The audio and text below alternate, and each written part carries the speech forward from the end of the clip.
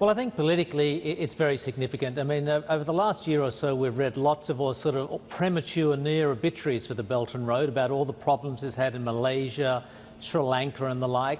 But I think this is a very, a clear sign that China is pressing ahead with it.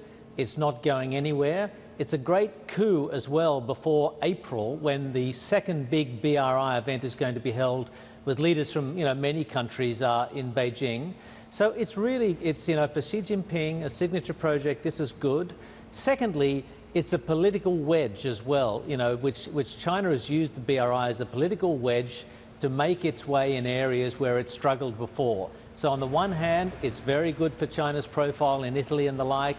It's the first G7 country and the like. But there's also a backlash. Germany and France, as Jumana talked about, are not happy about this. Germany and France are having big debates about China in their countries, China's economic influence, China's political influence. So once again, China is taking a risk and pressing ahead.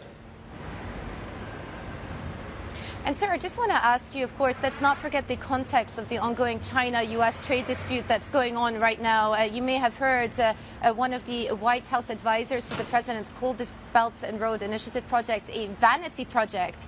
And we also heard that there was a tweet that came out from the White House just last week talking about China's predatory approach to investment, and that ultimately this will bring no benefits to the Italian people. So really hardline approach coming from the United States there. I mean, how does this set up for potential trade talks? And let's not forget that this is the #1 story investors have been focused on for the big part of the year.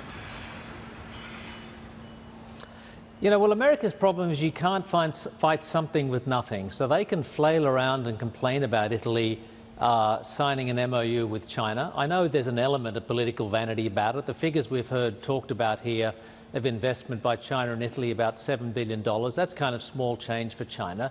But nonetheless, China is coming to Italy and offering it something. It's potentially going to invest in the ports, invest in the country at a time when the Italian economy is weak. So, the US has to do more than complain. That's the first thing. The second thing, though, is I think you're on the mark. This sort of, foray by China into a NATO ally, into a member of the EU, is going to increase distrust in Washington of China's motives, and I guess play into the sort of end game, we think, of the US-China trade talks which are taking place at the moment. Hey everybody, it's Hadley Gamble from our new CNBC Middle East Bureau in Abu Dhabi. Thanks for stopping by. Now, to watch more, you can try one of the videos that just popped up on your screen. And don't forget to subscribe.